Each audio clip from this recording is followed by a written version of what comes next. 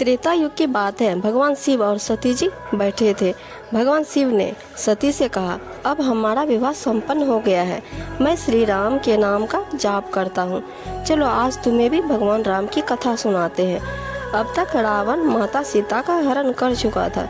शिव जी सती को लेकर अगस्त्य ऋषि के पास गए। शिव जी ने अगस्त्य ऋषि को प्रणाम किया और अगस्त्य जी ने भगवान शिव के चरण धोए और आसन पर विराजमान किया। शिव जी ने सती से आग्रह किया था कि कथा ध्यान से सुनना। अब अगस्त्य जी ने राम जी की मधुर कथा का प्रवचन शुरू किया। भगवान शिव पूरे ध्यान और आनंद के साथ कथा सुन रहे थे, लेकिन सती ने कथा को ध्यान से नहीं सुना और उनको कथा समझ में भी नहीं आई और सती के मन में कई सारे संदेह उठने लगे। कथा सुन भगवान शिव और दक्ष पुत्री सती जी वापस जाने लगे।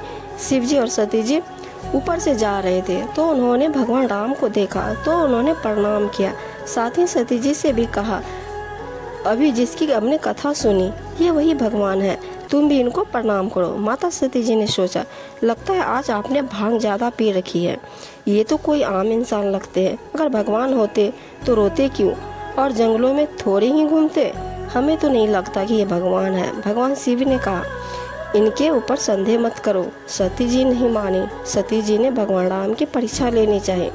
सती जी ने माता सीता का रूप धारण किया और जंगल में आ गई और राम के सामने आई। लक्ष्मण जी माता सीता को देखकर चौंक गए, ये कोई माया तो नहीं है। राम जी समझ गए कि ये तो माता सती है। भगवान श्री राम ने माता सीता को हाथ जोड़कर प्रणाम किया। अब माता सीता सती चौंक गई और सोचने लगी, ये क्या हो गया, मैंने स्वामी की बात न मानकर भगवान पर ही संदेह कर डाला।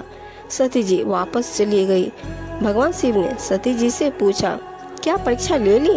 माता सती ने शिव जी से झूठ बोल दिया, नहीं हमने कोई परीक्षा नहीं ली। भगवान ने ध्यान लगाकर देखा और सारी परिस्थिति को समझ लिया।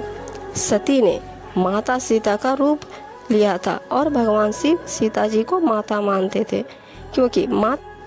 क्योंकि माता सती जी ने सीता जी का रूप लिया था, इसलिए शिव जी ने सती जी को पत्नी के दर्जे से मुक्त कर दिया। हालांकि रहती शिव जी के साथ ही थी, लेकिन शिव जी ने उनको पत्नी के रूप में स्वीकारने से मना कर दिया।